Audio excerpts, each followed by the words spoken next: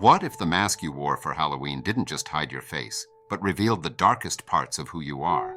When four friends stumble upon a mysterious Halloween shop and leave with enchanted masks, what starts as a fun night quickly spirals into a terrifying fight for their lives and their souls. Each mask unlocks a deadly power, but to break free, they must confront their deepest fears. Will they survive the truth behind the masks, or be consumed by the darkness within? It was Halloween night, and four friends, Mia, Jake, Sarah, and Tom, were excited for the big party. They had everything ready except for one thing: costumes. They needed something special to stand out, but the usual stores were either sold out or closed.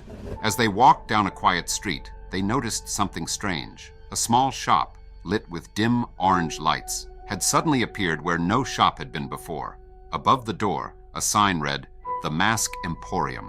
Curious, and with no other options, the friends decided to check it out. As they stepped inside, a bell chimed softly. The shop was dimly lit, and the walls were lined with shelves full of masks. Creepy masks, funny masks, animal masks, and masks of strange creatures. But these masks didn't look like the cheap ones you see in normal stores. They were incredibly detailed, almost like real faces frozen in time. An old man stood behind the counter watching them with a mysterious smile. "Looking for something special?" he asked in a raspy voice. His eyes sparkled in the dim light. "Each mask here is one of a kind, and they all have a story to tell." The friends looked around, feeling a bit uneasy. Mia picked up a mask of an old witch, its wrinkled skin and crooked nose so lifelike it gave her chills. Jake found a wolfman mask with sharp teeth and fierce yellow eyes. Sarah chose a creepy clown mask with a wide, twisted grin. Tom grabbed a skull mask, its hollow eyes staring back at him. "How much are these?" Mia asked, a little nervous. "They're free," the old man said with a grin. "But remember, these masks are special. Once you wear them, you can't take them off until Halloween is over. They might show you things you never knew before." The friends laughed, thinking the old man was just trying to scare them. They thanked him and took the masks, excited to try them on for the party. As they left the shop, the old man called after them, "Be careful. These masks are more than just costumes." Outside, the street was darker, and the shop seemed even creepier as they walked away. But the friends were too excited about their costumes to think much about the old man's warning. They couldn't wait to show off their new masks at the party. As they reached the party, they quickly put on their masks. Mia adjusted the witch mask on her face, and as soon as she did, she felt a strange tingle run down her spine. The others felt it too. The masks fit perfectly, almost like they were made just for them. Little did they know, this was just the beginning of a terrifying night they would never forget. The party had just started, and everyone loved their costumes. But something felt different. The masks weren't just ordinary masks. They felt alive. As the night went on, strange things started to happen, and the friends would soon realize that the old man's warning was very real. At the Halloween party, the night started off like any other. Music, dancing, and everyone admiring each other's costumes. Mia, Jake, Sarah, and Tom were excited to show off their new masks. They felt like they had the best costumes there, and people couldn't stop staring at the detailed, realistic designs. But soon, things began to feel strange. Mia, wearing the witch mask, was the first to notice something. As she walked around the party, she started hearing whispers. At first, she thought it was just part of the noisy crowd, but the voices were clear and sharp. They weren't just random sounds, they were secrets. People around her were talking, but not with their mouths. Mia could hear their private thoughts. Some were simple, like what someone thought about another person's costume. Others were darker, like hidden fears or secret crushes. It scared Mia, and she quickly pulled Jake aside. "I'm hearing things people aren't saying out loud," she whispered. Jake, wearing the wolfman mask, was feeling something different. He had never felt so strong in his life. Every time he moved, his muscles felt powerful, like he could break through walls if he wanted. But along with that strength came something else: anger. A deep, wild rage was building inside him.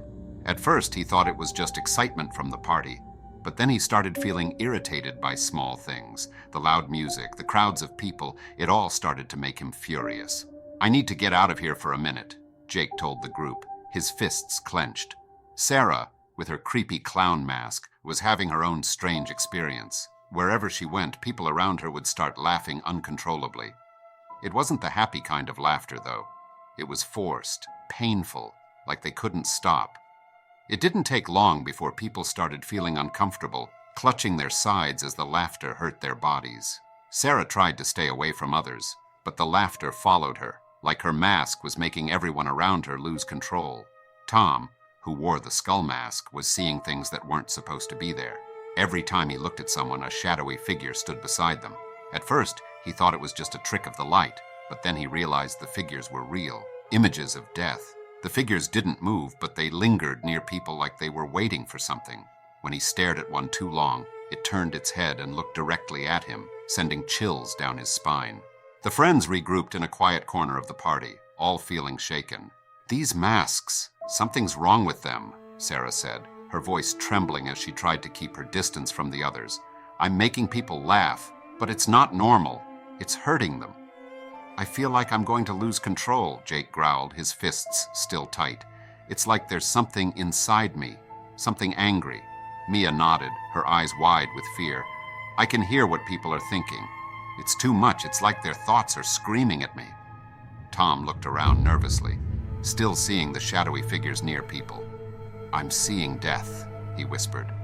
"I don't know what it means, but it's like these masks are showing us something we're not supposed to see." They all tried to take off their masks, but to their horror, they wouldn't budge. It was like the masks were glued to their faces. Panic started to rise. No matter how hard they pulled, the masks wouldn't come off. Mia remembered the old man's warning. Once you wear them, you can't take them off until Halloween is over. But there had to be more to it. There was something dark about these masks, something cursed. As the night went on, their powers grew stronger and harder to control. Mia started hearing more disturbing thoughts, voices in her head that weren't hers. Jake's anger turned violent. He accidentally broke a chair in half with a single punch, shocking everyone. Sarah had to leave the party because her laughter was causing people real pain, and Tom couldn't stop seeing the deathly figures hovering near people, waiting. They knew they had to find the old man, but when they rushed back to the street where the shop had been, it was gone. The spot was empty, like the shop had never been there in the first place. Desperate and terrified, the friends realized they had fallen into a trap. The masks weren't just costumes, they were cursed, and if they didn't find a way to break the curse, the masks would consume them entirely. Desperate and terrified, Mia, Jake, Sarah, and Tom knew they needed answers. With the shop gone and the masks growing more dangerous, they decided to search for any clue that could help them. They rushed to Mia's house, hoping to find something online about the Mask Emporium or cursed masks. Mia's fingers trembled as she typed, but nothing came up. No one had ever heard of the shop. It was like it didn't exist. "What are we going to do?" Sarah asked, her voice shaking. She had to cover her mouth with her hands to stop people from laughing uncontrollably whenever she got too close. "These masks are going to destroy us." Jake paced back and forth, his anger barely under control. Every little sound made him furious, and he could feel the wolf inside him pushing to break free. "We need to figure out how to stop this, or I swear I'm going to..." He stopped himself, taking a deep breath. He knew if he let the rage take over, he might hurt someone. Mia suddenly had an idea. "Wait, what if we didn't find the shop by accident? What if it found us?" She turned to the others, her heart pounding. "Think about it. The shop was never there before, and the old man seemed like he was expecting us." Tom, still haunted by the shadowy death figures following people, added quietly, "Maybe the masks are tied to us somehow. Maybe they know our fears, our desires, and they're using that against us." The group sat in silence, the weight of the realization sinking in. The masks weren't just random. They were made for them, feeding off their emotions and weaknesses. The masks gave them power, but at a terrible cost. "We have to find the old man," Mia said firmly, her voice breaking the silence. "He's the only one who knows what these masks really are." "But the shop's gone," Jake replied, frustration bubbling up again. "How do we find him?" Mia thought for a moment, then remembered something the old man had said. "These masks are more than just costumes. What if the masks themselves held the key to finding him?" She took a deep breath and focused on the whispers in her head, trying to tune into the thoughts and voices she could now hear. As Mia listened closely, she heard something that wasn't from the partygoers or her friends. It was a faint whisper, distant but clear. Come back. Come back to where it all began. The voice sounded like the old man. I hear him, Mia said suddenly, her eyes wide with fear. He's calling us back to the shop. But the shop's gone, Sarah reminded her, fear creeping into her voice. Not to us, Mia replied, standing up. The masks are leading us back. We have to follow. With no other options, the group decided to listen to the masks. They walked back toward the street where the shop had appeared, their hearts pounding in their chests. The night was colder now, the air thick with tension. The wind seemed to whisper around them, echoing the same words Mia had heard. Come back. Come back. When they arrived at the street, they couldn't believe their eyes. The shop was there again, standing exactly where it had been before. The orange lights flickered softly in the windows, and the bell above the door. The shop stood before them, exactly as it had on Halloween night. The soft orange lights flickered, casting eerie shadows across the street. Mia, Jake, Sarah, and Tom hesitated, their hearts pounding in their chests. They knew this was it, the place where they would finally confront the old man and hopefully free themselves from the cursed masks. This is our only chance, Mia whispered, gripping the doorknob. With a deep breath, she pushed the door open. The bell above the door chimed softly as they stepped inside. The shop looked just as it had before, rows of masks lining the walls, each one more detailed and lifelike than the last. But now, the air felt different, heavier. The masks seemed to be watching them, their eyes almost glowing in the dim light. At the back of the shop stood the old man, his mysterious smile still in place. You came back, he said, his voice low and gravelly. I knew you would. Take these masks off us, Jake demanded, his voice shaking with barely controlled rage. We know they're cursed. We can't keep living like this. The old man chuckled softly. Cursed? No, not cursed. The masks show you the truth, the power within you. They reveal your deepest selves. They're killing us, Sarah shouted, stepping forward. These powers aren't a gift. They're a nightmare. The old man tilted his head. The masks only reflect what's already inside you. They amplify your fears, your anger, your desires. But if you want them gone, there is only one way. How? Mia asked, her voice firm but desperate. She could still hear the whispers of thoughts around her, but they were growing louder, more chaotic, making it hard to think. The old man's smile faded slightly. The masks are bound to you now. To break the bond, you must face what you fear most. The truth of who you are. If you can accept that, the masks will release you, but if you can't, you will become one of them. He gestured to the masks on the walls, each one seeming to stare back at them with hollow eyes. Accept the truth? Tom asked, his voice barely a whisper. What does that even mean? It means facing the darkest parts of yourself, the old man replied.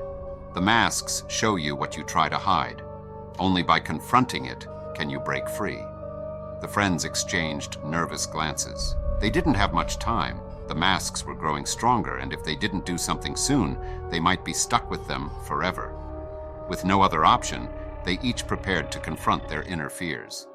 Mia stepped forward first. The whispers in her head were overwhelming now, a constant barrage of other people's thoughts. She could hear everything, every doubt, every fear, every secret, and it was driving her mad.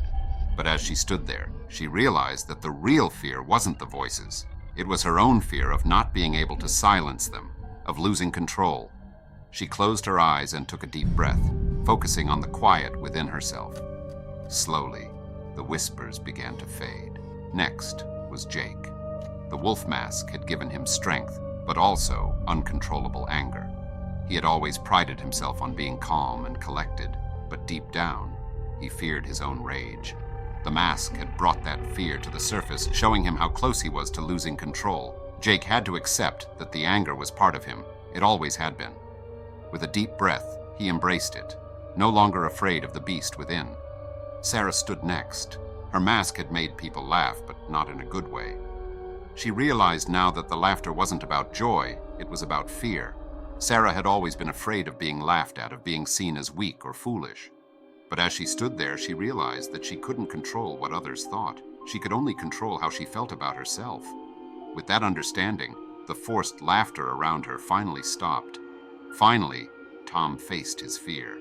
The deathly shadows he had been seeing represented his fear of loss, of the unknown. He had always tried to control everything around him, afraid of what might happen if he didn't. But death was something no one could control. Tom had to accept that some things in life were beyond his control, and that was okay. As he let go of that fear, the shadowy figures faded away. The old man watched silently as each of them confronted their inner darkness. One by one, the masks began to loosen. Mia, Jake, Sarah, and Tom reached up and with a deep breath, pulled the masks off their faces. They were free. "You did it," the old man said softly. "You faced the truth, and now the masks no longer control you." The friends looked at each other, relieved but exhausted. They dropped the masks on the counter, ready to leave this nightmare behind. As they turned to go, the old man spoke one last time. "Remember, the masks are a part of you. The truth doesn't disappear, but now you control it." Without another word, they left the shop. As the door closed behind them, they glanced back one last time. The shop had vanished, leaving only an empty street behind. They were free, but the memory of the masks and what they had learned about themselves would stay with them forever.